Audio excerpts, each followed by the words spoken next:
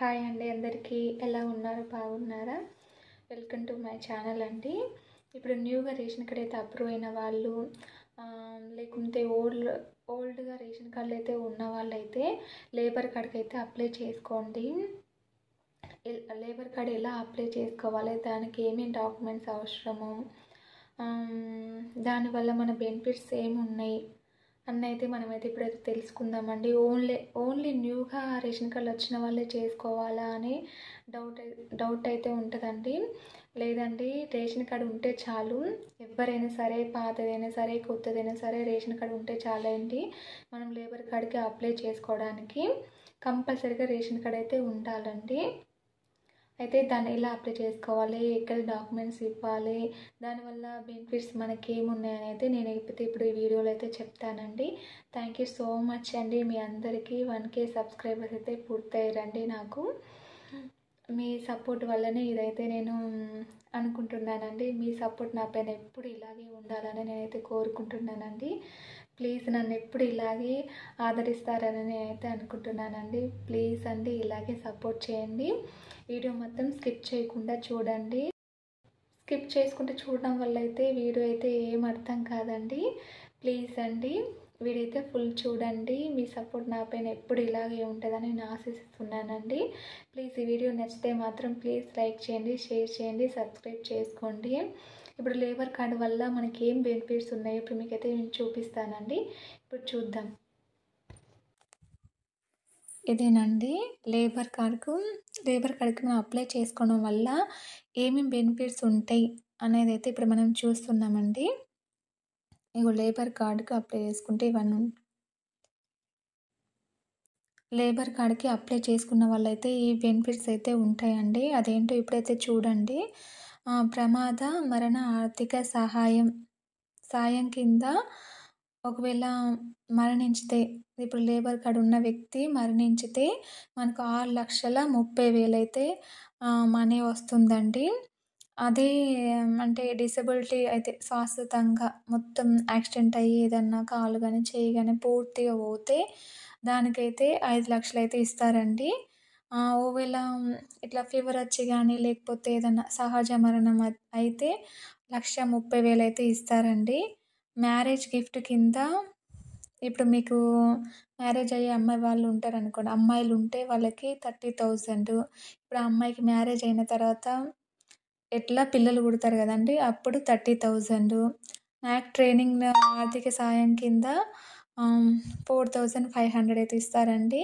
ఇప్పుడు free computer coaching, free sewing machine, free health checkup అండి. Health checkup అయితే 150 రకాల హెల్త్ చెకప్ అయితే బ్లడ్ టెస్ట్ అన్ని రకాలైతే చేస్తారటండి. ఇప్పుడు వీటికి కావాల్సిన డాక్యుమెంట్స్ ఏంటంటే Aadhaar card, ration card, bank account and passports అండి. మీకు అంతకుముందు వీడియోలో న్యూ రేషన్ కార్డు వచ్చిన వాళ్ళు 3 స్కీమ్స్‌కి అప్లై చేసుకోవాలని అయితే నేను వీడియో చేశాను కదండీ. అందులో చెప్పాను కదా ఈ డాక్యుమెంట్స్ అవసరమని. అవేనండి ఇవి. Aadhaar card, ration card, bank account book and passports అండి. ఇవేనండి, ఎక్కువేం అవసరం లేదు.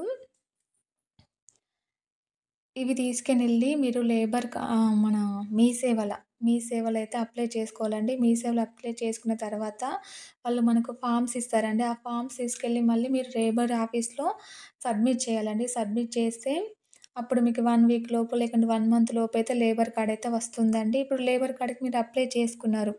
అప్లై చేసుకున్న తర్వాత ఆహ్, లేబర్ కార్డ్ అయితే వచ్చింది. లేబర్ కార్డ్ వచ్చిన తర్వాత మీరు ఒక 2 మంత్స్, 3 మంత్స్ తర్వాత మ్యారేజ్ గానీ, లేకపోతే అది అనుకోకుండా ఏదైనా సంఘటన జరిగినా గూడా మీకైతే అట్లా క్లెయిమ్ చేసుకోరాదండి. లేబర్ కార్డ్ అప్లై చేసుకున్న తర్వాత, కార్డ్ వచ్చిన తర్వాత 1 ఇయర్ తర్వాతేనండి మీకేదన్నా ఈ మ్యారేజ్ అయినా, లేకుంటే డెలివరీ అయినా, లేకపోతే ఏదన్నా అనుకోనిది ఏదన్నా జరిగినా గూడా 1 ఇయర్ తర్వాతనే మనం క్లెయిమ్ చేసుకోవడానికైతే వీలుంటుందండి.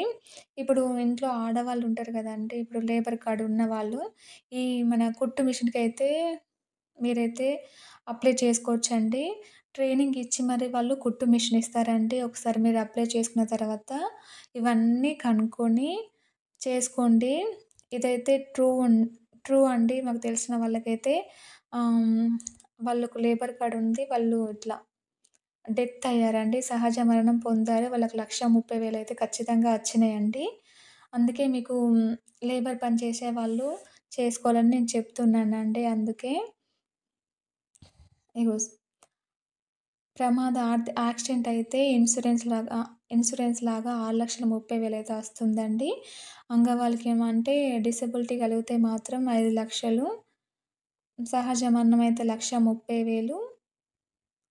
ఇవన్నైతే మీరొకసారి చూసుకోండి. ఇవి బెనిఫిట్స్ ఏమున్నాయి, ఏంటనేది మీరు తెలుసుకొనైతే ఒకసారైతే అప్లై చేసుకోండి. వీటికి డాక్యుమెంట్స్ ఏంటంటే ఇవ్వేనండి. ఎక్కడ అప్లై చేసుకోవాలంటే మీ సేవలో అప్లై చేసుకోవాలి. ఎక్కడ సబ్మిట్ చేయాలంటే లేబర్ ఆఫీస్‌లో సబ్మిట్ చేయాలండి. లేబర్ ఆఫీస్‌లో సబ్మిట్ చేసిన తర్వాత 1 మంత్ తర్వాత వస్తే మాకు తెలిసిన వాళ్ళకైతే 1 వీక్ లోపే వచ్చిందండి. ఎవరు తెలిసిన వాళ్ళు లేకపోతే ఒక 1 మంత్ ఏసుకోండి. 1 మంత్ తర్వాతే కార్డ్ అయితే కంపల్సరీగా వస్తుందండి. కార్డ్ వచ్చిన తర్వాత 1 ఇయర్ తర్వాతే మీరు ఏదైనా క్లెయిమ్ చేసుకోవడానికైతే వీలుంటుందండి. ఇదైతే మీకు అర్థమైంది గదా! ఇప్పుడు న్యూగా రేషన్ కార్డ్ వచ్చిన వాళ్ళైనా సరే, లేకుంటే అంతకుముందు రేషన్ కార్డులుండి ఈ లేబర్ కార్డ్‌కి అప్లై చేసుకున్న వాళ్ళైనా సరే అండి, ఇప్పుడైతే అప్లై చేసుకోండి. హ్మ్. మీకెవరైనా తెలిసిన వాళ్ళుంటే వీడియో షేర్ చేయండి. ఓకేనా అండి?